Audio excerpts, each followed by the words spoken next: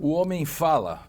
Falamos quando acordados e em sonho, falamos continuamente, falamos mesmo quando não deixamos soar nenhuma palavra, falamos quando ouvimos e lemos, falamos igualmente quando não ouvimos e não lemos e, ao invés, realizamos um trabalho ou ficamos à toa.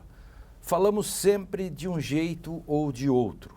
Essa citação é de Heidegger, da obra A Caminho da Linguagem. E esta é a abertura hermenêutica para o tema de nosso debate de hoje, os domínios da linguagem. Fique com a gente.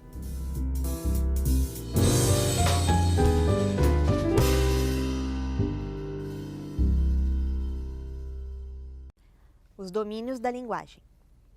O discurso jurídico tem uma linguagem própria. A linguagem falada nos tribunais não é a mesma falada nas ruas. No entanto, são as demandas das ruas que são julgadas pelos tribunais. Como se dá essa tarefa de tradução? E como propor a revisão crítica da tradição no direito através de uma linguagem formalista e institucionalizada? O que é o juridiquês? Essas e outras questões serão discutidas no Direito e Literatura, que está começando agora. Olá, a partir de agora você acompanha um debate que conta com a participação de professores de diferentes áreas do conhecimento que vão nos ajudar a entender questões do direito e da sociedade contemporânea por meio de obras literárias. O Direito e Literatura, que começa agora, tem o apoio do Programa de Pós-Graduação em Direito da Unicinos e da Rede Brasileira de Direito e Literatura. Para discutir o tema de hoje, recebemos no estúdio Adriano Naves de Brito, secretário de Educação de Porto Alegre, também filósofo, Mário Flaig, filósofo e psicanalista, e Maria Eugênia Bunchá, professora do Programa de Pós-Graduação em Direito da Unicinos e nossa convidada especial de hoje. Sejam bem-vindos.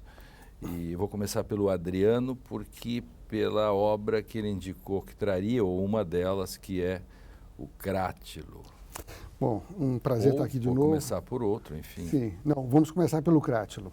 Eu, de fato, trouxe o Crátilo. O Crátilo é esse diálogo de Platão que versa sobre a justeza dos nomes. É um diálogo com três personagens, Hermógenes, Crátilo e Sócrates. E é um clássico desta temática nossa, que é os domínios da linguagem, sobre a natureza dos nomes. O diálogo, na verdade, ele está numa belíssima tradução do Carlos Alberto Nunes, dirigido pelo Benedito Nunes, aquele professor de filosofia da Amazônia, Belém. Impressionante, fez um trabalho de tradução de Platão que é fantástico.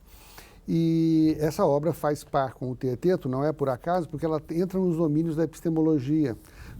Ela acaba terminando, os dois, tem duas posições, a de Crátilo, dizendo que a relação dos nomes com o mundo se deve porque há uma certa hegemonia entre a natureza das duas coisas, e o Hermógenes, que é o sofista que defende que é tudo mera convenção, né?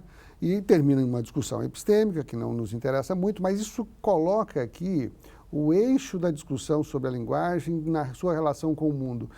Os domínios da linguagem significam o seguinte: nós temos uma relação mediada com o mundo via linguagem, isso é tudo convenção, ou tem uma relação mais intrínseca, uma relação mais essencial entre o que nós falamos e as coisas elas mesmas.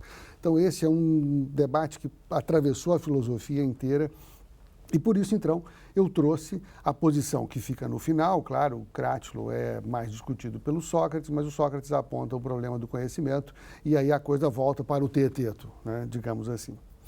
Bom, eu trouxe essa obra, vamos falar sobre ela, e eu queria apresentar uma segunda obra. E essa segunda obra, bom, o Platão é um excelente escritor, então nós estamos aqui no âmbito da literatura também, da filosofia, mas da literatura. E eu trouxe uma outra obra que é mais do gênero ciência, é um linguista, é uma obra do ano passado.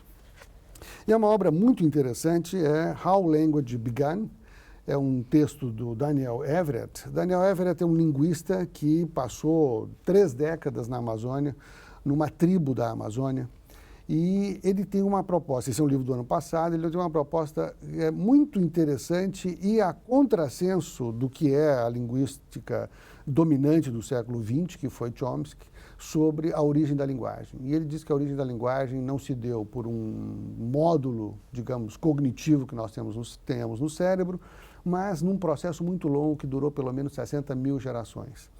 E aqui nós temos, então, uma nova abordagem evolucionista e que coloca a linguagem numa explicação de como funciona a linguagem, que me agrada muito, e coloca uma via, digamos, alternativa a essa posição. Nem uma relação essencial da linguagem com o mundo, nem a mera convenção, mas uma longa história de desenvolvimento social.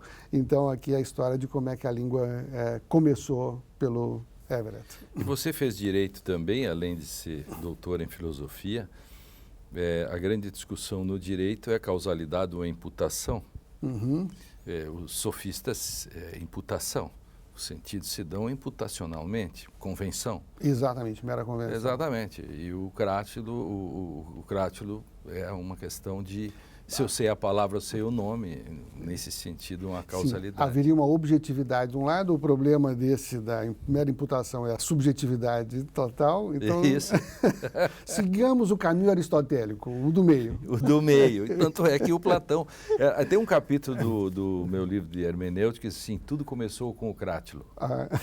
Por isso. Perfeito. Maria Eugênia. O meu livro é Orlando, da Virginia Woolf, e ele trata da história de um jovem inglês, né, que se chamava Orlando, que ele frequentava a coroa britânica no século XVI, e a história ela é narrada por um biógrafo que tem a tarefa, digamos assim, de reconstituir todos os fatos da vida de Orlando. E Orlando, depois de se envolver com uma princesa chamada Sasha, de sofrer uma decepção amorosa, ele é enviado a Constantinopla, né, a serviço da coroa britânica, e lá ele passa por uma transformação profunda, ele passa por um sono profundo, por um transe profundo, e de repente ele se descobre mulher, né? Então o livro ele é bastante interessante porque ele toca nas questões de gênero, né? Claro. Nas questões de gênero e principalmente uma questão que me incomodou profundamente foi o seguinte problema: é possível conceber uma ideia de agência robusta no self sem minimizar e sem negar o caráter historicamente situado e linguisticamente situado do self? Essa é a questão. Muito bem.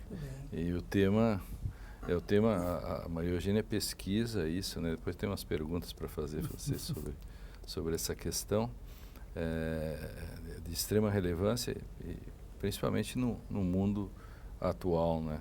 Enfim, Mário. Bem, eu trouxe o Sermão de Santo Antônio aos Peixes, do padre Antônio Vieira. Ele é um sermão que ele foi proferido em 13 de junho de 1654, em São Luís do Maranhão, né? Um pouco antes de ele embarcar escondido para Portugal, né? Porque ele estava a perigo lá. Por quê? Porque neste sermão e nos outros, ele faz uma crítica duríssima à exploração que os colonos faziam em relação aos aborígenes, aos povos originários, ditos índios, né? Bom, Vieira é célebre pela sua força na oratória e o uso de todos os recursos que a linguagem lhe põe à disposição. E o que é impressionante, acho que em termos do domínio da linguagem, ou seja, o poder da linguagem, domínio quer dizer o quê? Poder, né? Os poderes da linguagem é o poder de subversão, ou o seu contrário, que a linguagem nos possibilita. E Vieira tem pérolas nessa subversão. Por exemplo,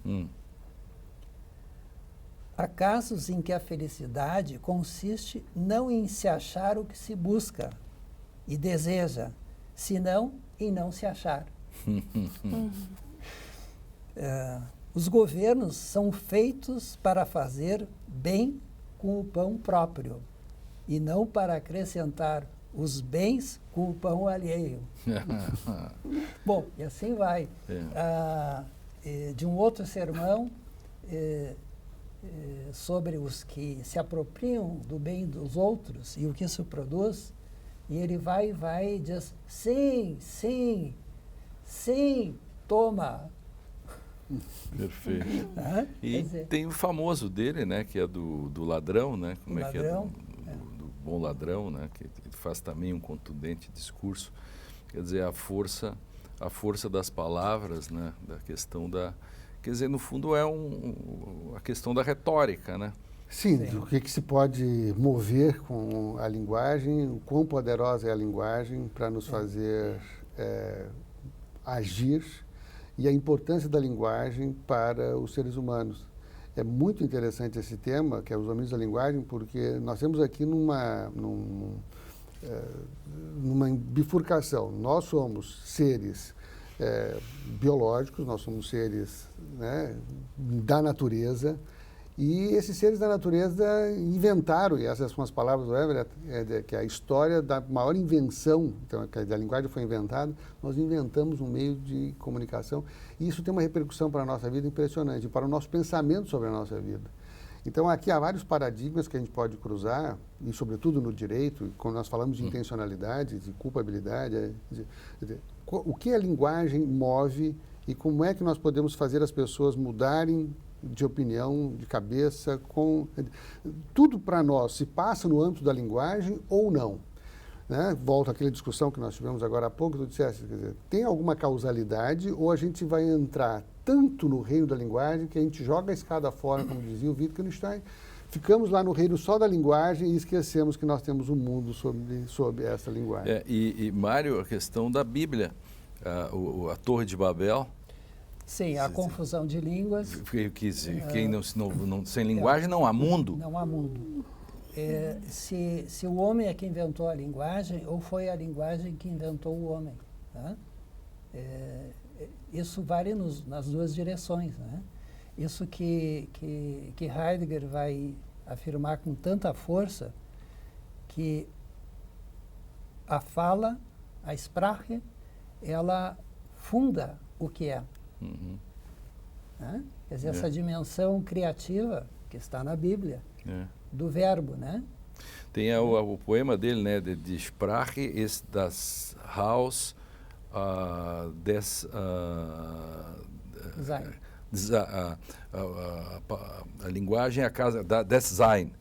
A linguagem é a casa do ser. In das Sein wohnt der Mann. Die Dichter und die Denker sind die Hüter. Des Sprache, a linguagem, que são os guardas. O ser, des Sprache und Design. São os guardiães. Isso. Tão forte é essa questão. A linguagem é a casa do ser, nessa casa mora o homem, os poetas e os pensadores são os ríteros, os vigilantes dessa morada. Desta morada. Exatamente. Então, eu adoro isso, eu fico pensando. O Vieira vai pegar essa questão dos peixes, né? Como ele não tem para quem pregar, ninguém quer ouvi-lo, ele prega aos peixes. Prega aos peixes. E os peixes é interessante porque os peixes dos animais são os que não se deixam domesticar. Tá? Por isso, claro, por isso que ele pega os peixes. Vamos armando aí para o segundo round. O Direito e Literatura faz uma pausa para um rápido intervalo. Preparem as palavras, a linguagem e já continuamos nos domínios da linguagem. Tchau, tchau, tchau. Nós já voltamos.